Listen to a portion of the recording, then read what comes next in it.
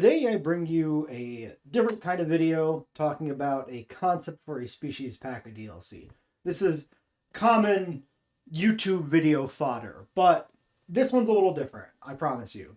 The primary difference being that this is based around unique behaviors, animals that would support having unique behavior in the game, rather than just some arbitrary wish list of animals I'd like to see in the game, right?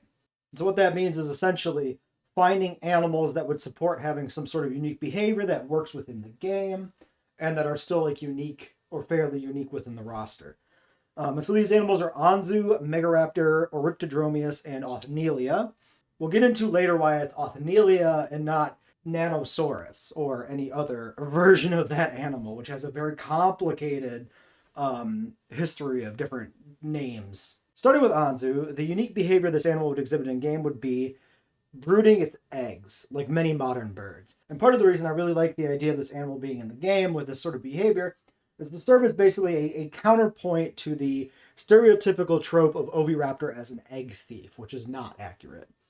Oviraptor was considered an egg thief because it was discovered in association with fossilized eggs. So it was like, oh, this thing was eating these when it died, which is wrong because they were its eggs. it was just found in association with its own eggs, which in hindsight, probably should have been the first place, people went with that association. But no, there's some other benefits to Anzu here. There's a specific reason I picked this particular Oviraptor for this like egg brooding behavior, right? The size range for Anzu makes it a perfect counterpoint to Gigantoraptor and Oviraptor.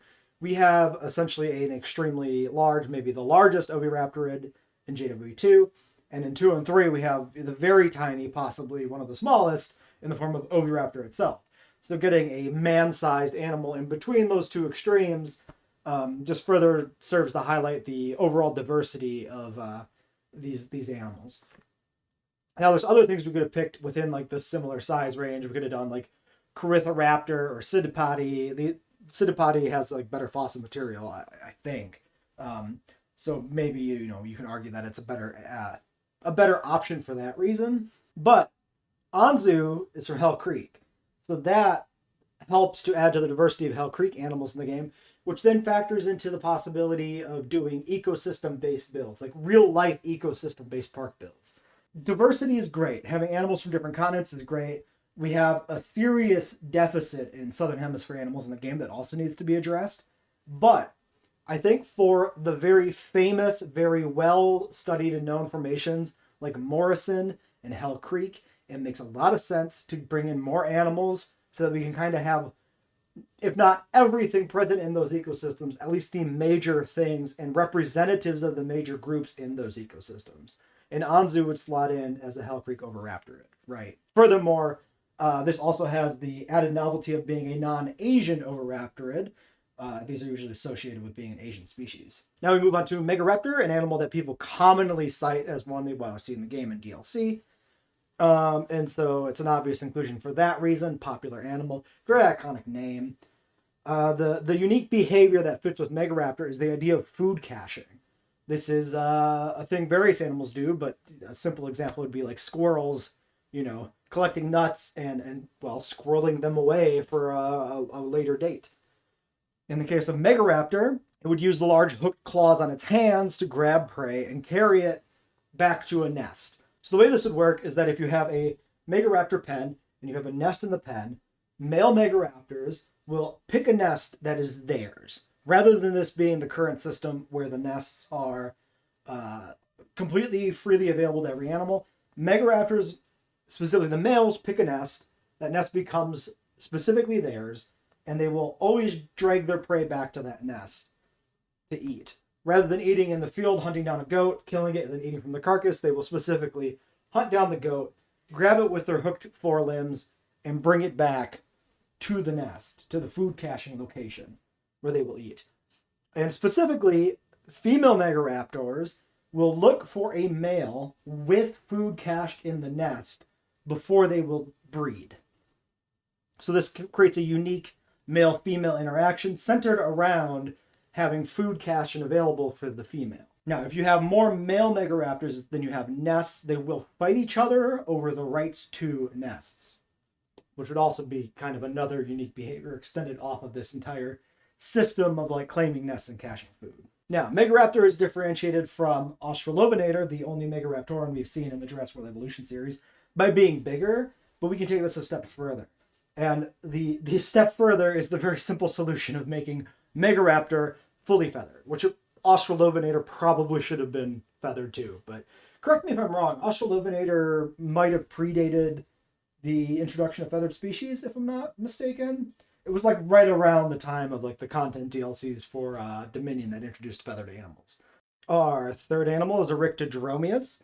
This animal is known from fossils that were discovered in an ancient preserved burrow, showing that these animals had a fairly unique, especially amongst like dinosaurs, behavior of actually digging burrows to live in. And so the way this would work in game is the Oryctodromeus burrows would function as a new nest type, is that it would be a placeable object you put into the world yourself, which has this like burrow entrance and functions as a nest specifically for these burrowing animals, be they Oryctodromeus or be they other similar animals like the Celosaurus or something. Now, these nests also function as a specific resting point for the animal rather than the current behaviors of an animal decides to sleep. It just like lays down and sleeps in the game. The Oryctodromeus will specifically look for a nearby burrow to go to before it will sleep. And it will actually go into the burrow and kind of disappear from the map while it is sleeping. Now, Oryctodromeus is a small ornithopod, very much in line with the recently received Hypsilophodon and Dryosaurus. It is not very unique in that regard. Its anatomy is very similar. My proposal for making this animal physically unique as well as behaviorally unique is, well, once again, we put feathers on it. There is support for this. There is an animal known as Calindrodromeus, which is another ornithopod, which was discovered with feathers and with this kind of like unique method of feathering where it had this like bear rat tail kind of almost. And so I think that would be cool to see in game, an animal with this like paleo-accurate feather patterning. There's nothing we have like that with this bear tail currently. It'd be pretty distinctive. And so this is kind of a two birds, one stone type thing of like, we can get this animal with a unique behavior by putting an Oryctodromeus, and we can make it look unique by stealing the integument from Calindrodromeus and applying it to Oryctodromeus, which is not, necessarily wrong to look at a related animal and say, well, odds are this animal had similar style of integument. No, by no means guaranteed, but it's not a crazy leap to take that. These three animals have been focused on animals with interesting paleontological evidence for behaviors, or animals that we could fabricate a behavior for that's not unreasonable. Like Megaraptors, we don't have any evidence they were like food caching, but they do have big claws in their hands for some sort of reason, and it could possibly be an adaptation for carrying prey. That's not impossible. But our final animal, Othnielia, is not just not paleo accurate, it's explicitly retro and explicitly not paleo accurate. It is absolutely wrong to what the animal would do in real life. And that's because this is an animal from the novel. This animal has a complicated taxonomy. It is currently known as Nanosaurus, but has been known under many other names, Othnielosaurus, Drinker. It has been renamed. Different animals have been assigned to different species and then moved and reassigned, and it's all complicated and a mess. The reason I go with Othnielia is that's what this animal was called specifically in the novel, and the Othnielia from the novel is what the concept for the animal in the game is based on. Now, I know it's a bit much to have yet another bipedal, fairly basic body planned ornithopod in the game, but to me, this is a very iconic animal in terms of how it was portrayed in the novel. In the novel, this is a animal with a very retro, very out-of-date depiction, because it's depicted as being arboreal, which there is no fossil evidence for this. Like, this is clearly not an arboreal animal when you look at its bones. But there was this weird idea that was running around in like the 1900s, 1950s, 1960s, 70s, somewhere in there really, maybe into the 80s, that like Hypsilophodontids, which also not a group anymore, that these related animals would have been arboreal, climbing up trees. So not only are they not related to each other, actually, turns out Hypsilophodontids aren't really a thing. They're just a bunch of scattered animals with similar body plans. no evidence of them being arboreal. Now, the big reason I would like this animal in the game is, well, to get us closer to a completed novel roster, and the unique behavior of making it arboreal gives it a unique niche in the game to exist in. Yeah, so here's a very retro depiction of a, if not an not an Othnielia, perhaps a Hypsilophodon, I honestly forget, roosting in this tree, which is not realistic.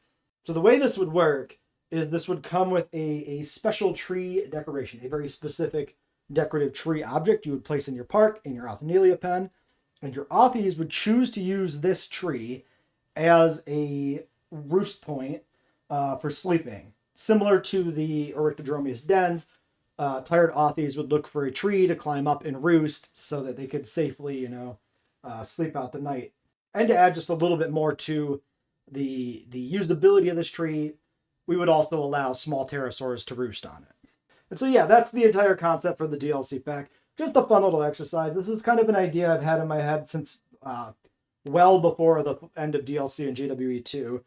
The original concept actually had Irritator included as a Spinosaurid that would come with a placeable lake decoration that it would get into and swim to hunt fish, which is just a feature in 3. And on top of that, we have Irritator with this Wetlands DLC. So not only did I have to scrap from my original concept the lake decoration going into 3, Irritator also wasn't viable with the Wetlands DLC. Although once the lake was updated and removed, I no longer had any interest in having a Spinosaurid in this DLC concept. So yeah, I figured I better get a video out. Content's been a little sparse on the channel recently, and this is something I've kind of meant to make a video about for probably a year. So here it is. I hope you enjoyed. Like and subscribe, etc., all that crap.